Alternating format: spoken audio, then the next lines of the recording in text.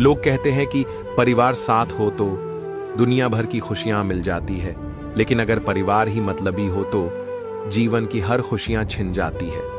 इंसान तब तक सहन करता है जब तक उसकी सहन करने की क्षमता होती है।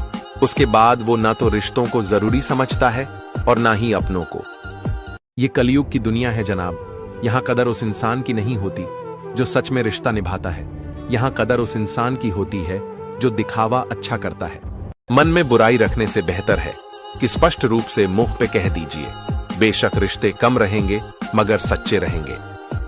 दीपक को घी तब चाहिए जब वो जल रहा हो, बुझने के बाद घी डालना व्यर्थ है।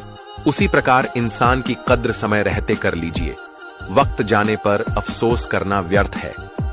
गलतियां तो बहुत हुई जिंदगी में, लेकिन जो गलती लोगों को पहचानने में हुई उसका अफसोस सबसे ज्यादा है। जब बुरे दिन आते हैं तो बुद्धि भी घास चरने चली जाती है। इंसान चाहकर भी सही निर्णय नहीं ले पाता है। इसलिए तो कहा जाता है कि इंसान बुरा नहीं होता, उसका वक्त बुरा होता है।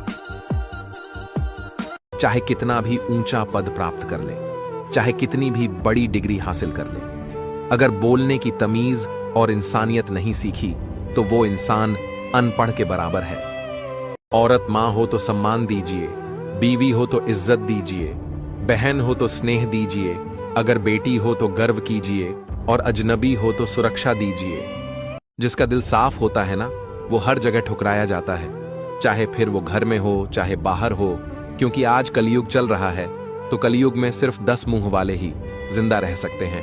फरेबियों से फरेबियों की अच्छी दोस्ती होती है, अच्छे लोगों की नहीं।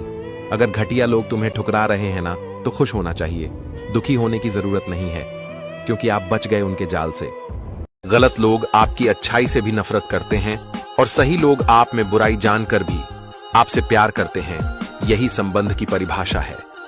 औरत की ताकत तो बस इतनी है कि उसे मकान दो तो घर बना देती है, उसे अनाज दो तो खाना बना देती है, और प्यार से बात करो तो वो अपना दिल लुटा देती है।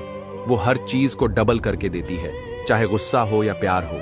यदि आप अपने घर में शेर बनकर रहेंगे तो निश्चित ही आपकी पत्नी दुर्गा बनकर आप पर सवारी करेगी, किंतु यदि आप अपने घर में नारायण बनकर रहेंगे तो निश्चित ही आपकी पत्नी लक्ष्मी बनकर साथ रहेगी। घर बर्बाद होने के 2 मुख्य कारण। पहला, सास हर दिन फोन पर अपनी बेटियों को अपने बेटे बहू की एक एक खबर पहुंचाती है। बदले में बेटी अपनी मां को बहू से लड़ने के नए नए टोटके बताती है। और दूसरा, बहू हर दिन घंटों तक अपने मायके वालों को ससुराल के सारे भेद देती है तथा अपने छोटे बड़े दुख को बड़ा चढ़ाकर बताती है।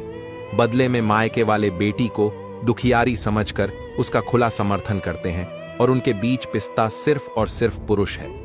अगर घर की बात बाहर न जाए तो 80% घर बर्बाद होने से बच सकते हैं। जिन घरों में बहनें नहीं आती वहां खुशियां भी दहलीज से लौट कर चली जाती हैं, क्योंकि जिन घरों में बेटियों के लिए जगह नहीं होती वहां सुख शांति भी नहीं रहती।